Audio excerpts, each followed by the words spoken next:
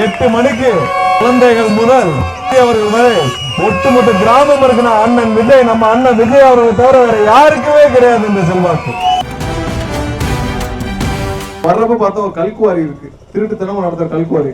நம்ம மதுரை திமுக மாவட்ட செயலர் தளபதியோட தம்பி கல்குவாரியா. அது என்னைக்கு தேர்தல் முடியுதோ உங்களுக்கு எல்லாருக்கும் அறிவிக்கப்படுதோ 4ஆம் தேதி அறிவிக்கப்படுதோ 5ஆம் தேதி அதை மூடிடுவோம்னு சொல்லியிருக்கோம். கண்டிப்பா சொல்றோம், யார் யாரெல்லாம் இங்க வந்து இயற்கையை கொள்ளையடிச்சு திருட்டுத்தனமா குவாரி நடத்திட்டு வரோம் 5ஆம் தேதி அனைத்தும் மூடப்படும்.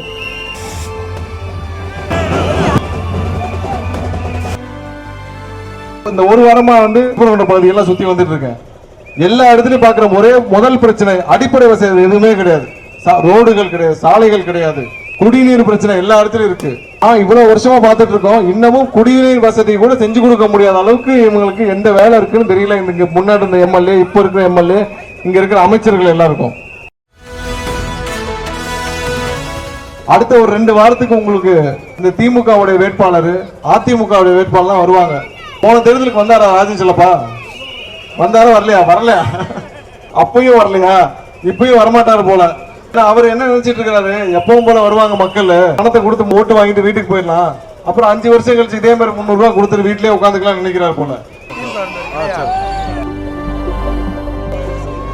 கண்டிப்பாக என்னைக்கும் எவரும் செய்யாமல் இருக்கும் அனைத்து வேட்பாளர்களுக்கும் நீங்கள் அனைவரும் ஆதரவு தெரிவித்து வர 23 நாள் விசில் சின்னத்துல வாக்களிக்க வேண்டும். மாற்றத்திற்கு தயாராக இருப்போமா? 23 நாள் என்ன பண்ணலாம்? விசில் சின்னத்திற்கு வாக்களிக்க வேண்டும். உங்கள் அனைவருக்கும் எனது பணிவான நன்றி வணக்கத்தை தெரிவித்துக் கொள்கிறேன். நன்றி, வணக்கம்.